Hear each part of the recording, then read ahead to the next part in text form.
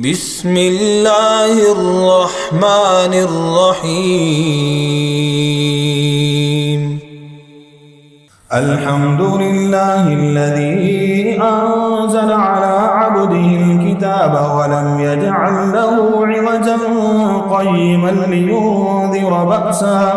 قيما لينذر بأسا شديدا من لدنه ويبشر المؤمنين الذين يعملون الصالحات أن لهم أجرا حسنا ماكثين فيه أبدا وينذر الذين قالوا اتخذ الله ولدا ما لهم به من علم ولا لآبائهم كبرت كلمة تخرج من أفواههم إن يقولون إلا كذبا فلعلك باخع نفسك على آثارهم إن لم يؤمنوا بهذا الحديث أسفا إنا جعلنا ما على الأرض زينة لها لنبلوهم أيهم أحسن عملا وإنا لجاعلون ما عليها صعيدا جرزا أم حسبت أن أصحاب الكهف والرقيم كانوا من آياتنا عجبا إذ أوى الفتية إلى الكهف فقالوا ربنا آتنا من لدنك رحمة وهيئ لنا من أمرنا رشدا فضربنا على آذانهم في الكهف سنين عددا ثم بعثناهم لنعلم أي الحزبين أحصى لما لبثوا أمدا نحن نقص عليك نبأهم بالحق إنهم فتية آمنوا بربهم وزدناهم هدى وربطنا على قلوبهم إذ قاموا فقالوا ربنا رب السماوات والأرض لن ندعو من دونه إلها لقد قلنا إذا شططا هؤلاء قوم اتخذوا من دونه آلهة لولا يأتون عليهم بسلطان بين فمن أظلم ممن افترى على الله كذبا وإذ اعتزلتموهم وما يعبدون إلا الله فأووا إلى الكهف ينشر لكم ربكم من رحمته ويهيئ لكم من أمركم مرفقا وترى الشمس إذا طلعت تزاور عن كهفهم ذات اليمين وإذا غربت تقرضهم ذات الشمال وهم في فجوة منه ذلك من آيات الله من يهد الله فهو المهتد ومن يضلل فلن تجد له وليا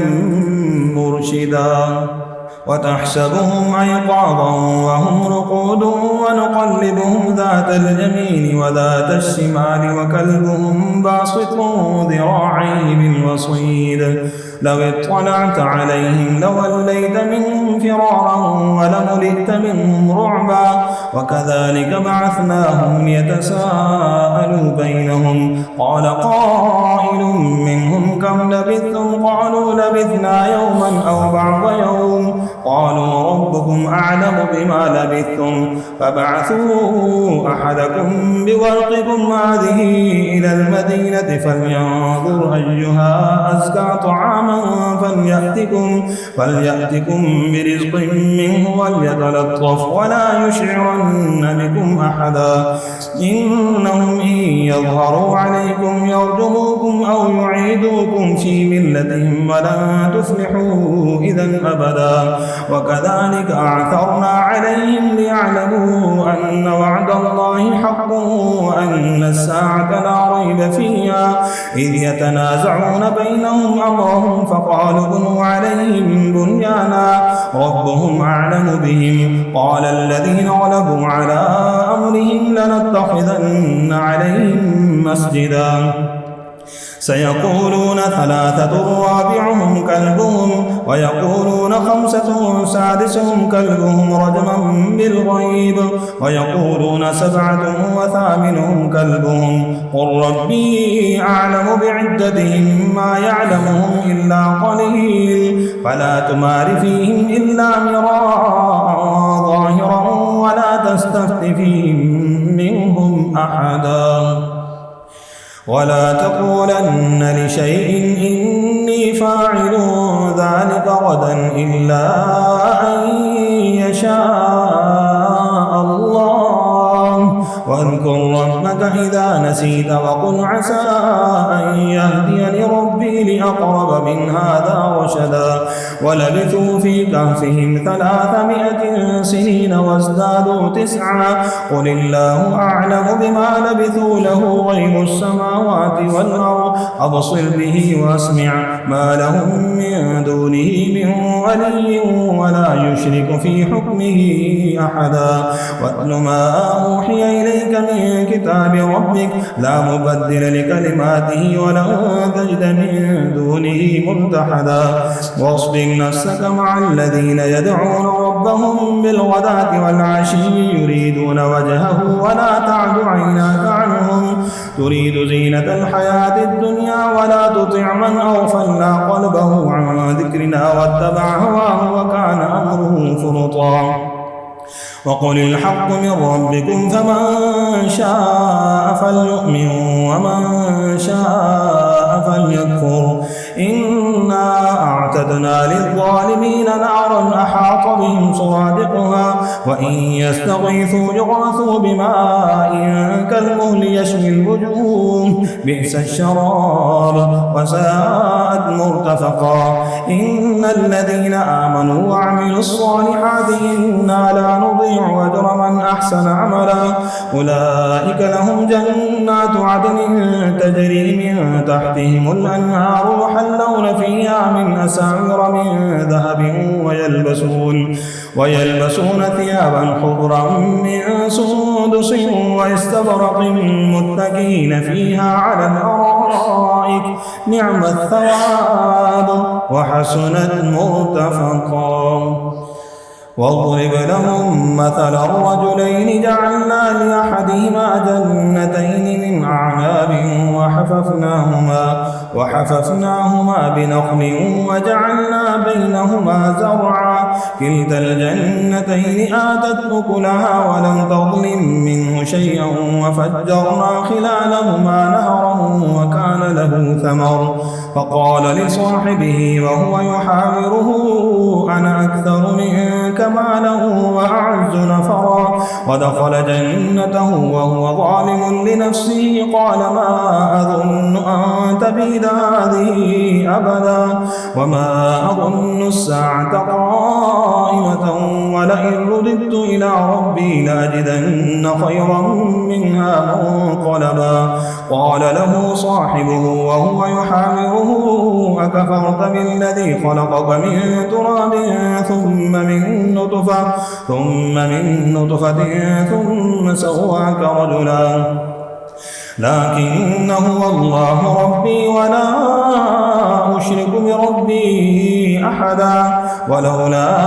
إذ دخلت جنتك قلت ما شاء الله لا قوة إلا بالله إن ترني أنا أقل منك مالا وولدا فعسى ربي أن يؤتيني خيرا من جنتك ويرسل عليها حسبانا من السماء فتصبح صعيدا زلقا أو يصبح ماؤها غورا فلن تستطيع له طلبا وأحيط بثمره فأصبح يقلب كفيه على ما أنفق فيها وهي خاوية على عروشها ويقول يا ليتني لم أشرك بربي أحدا ولم تكن له فئة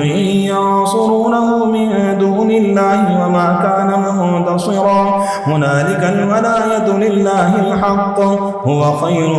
ثوابا وخير عقبا واضرب لهم مثل الحياة الدنيا كماء أنزلناه من السماء فاختلط به نبات الأرض فأصبح هشيما تذروه الرياح وكان الله على كل شيء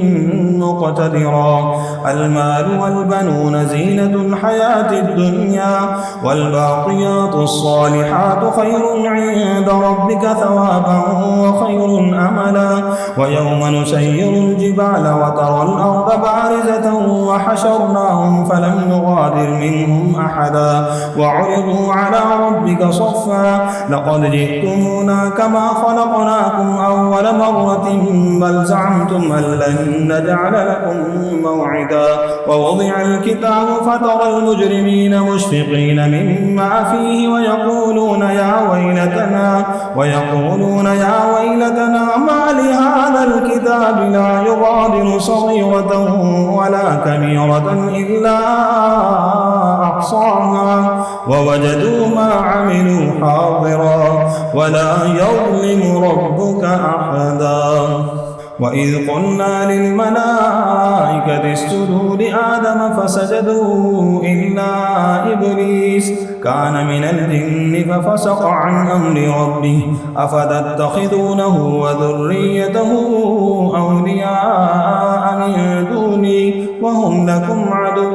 بئس للظالمين بدلا. ما أشهدتهم خلق السماوات والأرض ولا خلق أنفسهم وما كنت متخذ المضلين عضدا.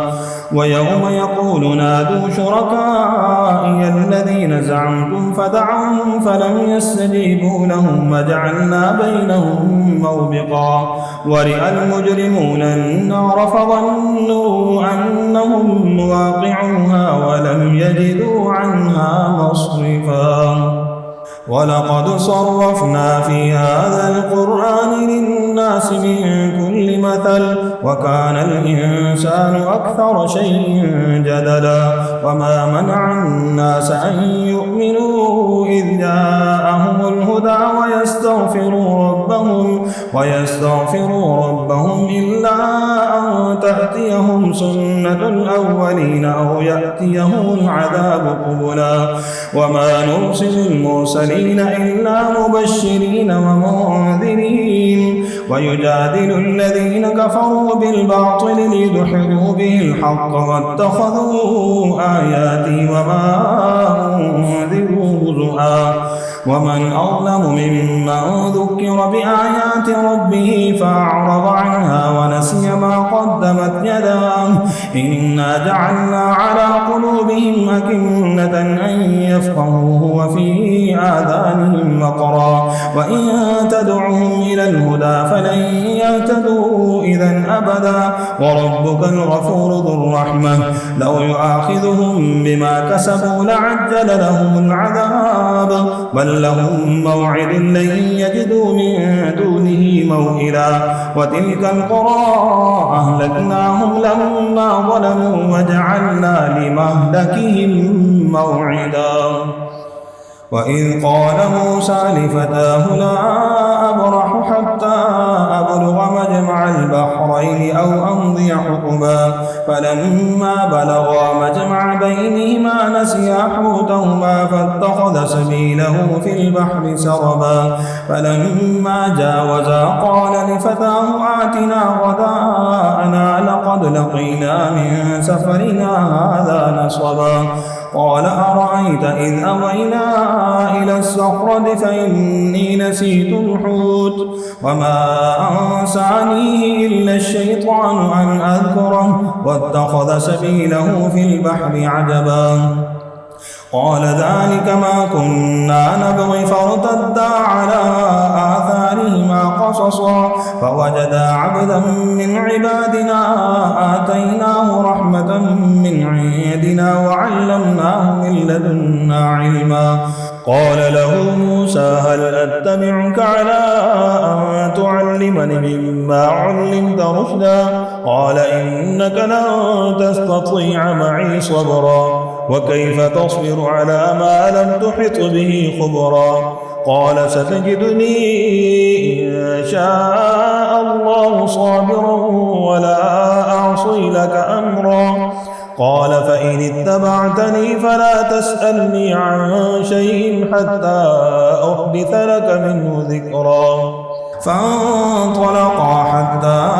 إذا ركبا في السفينة خرقها قال أخرقتها لتغرق أهلها لقد جئت شيئا إمرا قال ألم أقل إنك لن تستطيع معي صبرا قال لا تؤاخذني بما نسيت ولا ترهقني من أمري عسرا فانطلقا حتى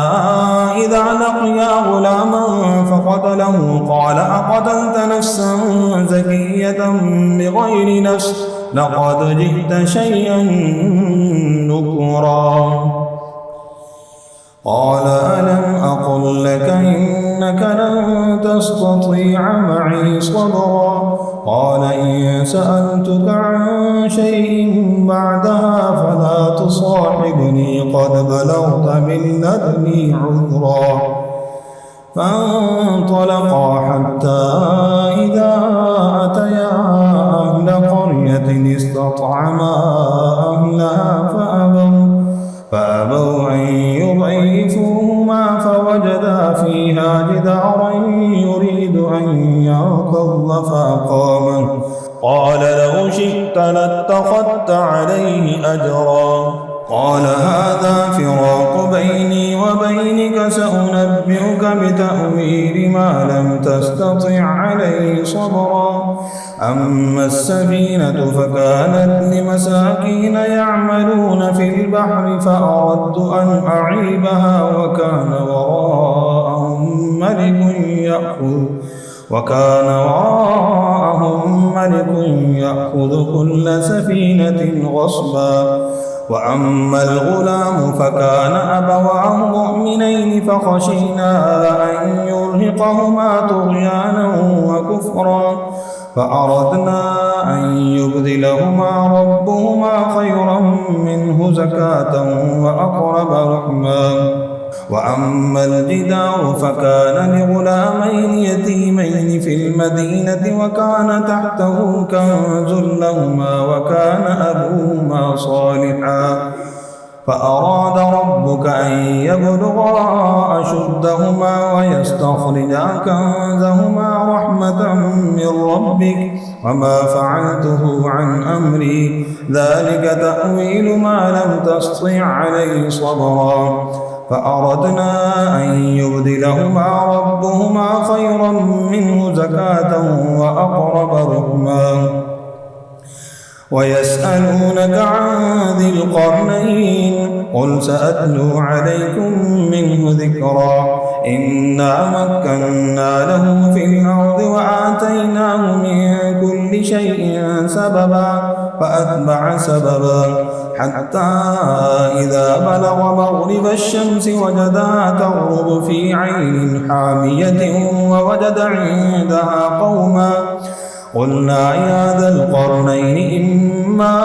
أن تعذب وإما أن تتخذ فيهم حسنا قال أما من ظلم فسوف نعذبه ثم يرد إلى ربه فيعذبه عذابا نكرا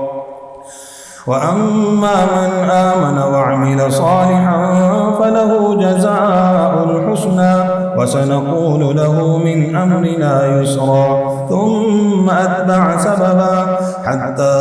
إذا بلغ مطلع الشمس وجدها تطلع على قوم لم نجعل لهم من دونها سترا كذلك وقد أحطنا بما لديه خبرا ثم أتبع سببا حتى إذا بلغ بين السدين وجد من دونهما قوما لا يكادون يفقهون قولا قالوا يا ذا القرنين إن يأجوج ومأجوج مفسدون في الأرض فهل نجعل لك خرجا على أن تجعل بيننا وبينهم سدا قال ما مكنني فيه ربي خير فأعينوني بقوة أجعل بينكم وبينهم ردما ائتوني زبر الحديد حتى إذا ساوى بين الصدفين قال انفخوا حتى إذا جعله نارا قال ائتوني أفرغ عليه قطرا فما استطاعوا أن يظهروه وما استطاعوا له نقبا قال هذا رحمة من ربي فإذا جاء وعد ربي جعله دكاء وكان وعد ربي حقا وتركنا بعضهم يومئذ يمول في بعض ونفخ في الصور فجمعناهم جمعا وعرضنا جهنم يومئذ للكافرين عرضا الذين كانت أعينهم في غطاء عن ذكري وكانوا لا يستطيعون سمعا أفحسب الذين كفروا أن يتخذوا عبادي من دوني أولياء إنا أعتدنا جهنم للكافرين نزلا قل هل ننبئكم بالأخسرين أعمالا الذين ضل سعيهم في الحياة الدنيا وهم يحسبون أنهم يحصنون صنعا أولئك الذين كفروا بآيات ربهم ولقائه فحبطت أعمالهم فلا نقيم لهم يوم القيامة وزنا ذلك جزاؤهم جهنم بما كفروا واتخذوا آياتي ورسلي هزؤا إن الذين آمنوا وعملوا الصالحات كانت لهم جنات الفردوس نزلا خالدين فيها لا يبغون عنها حولا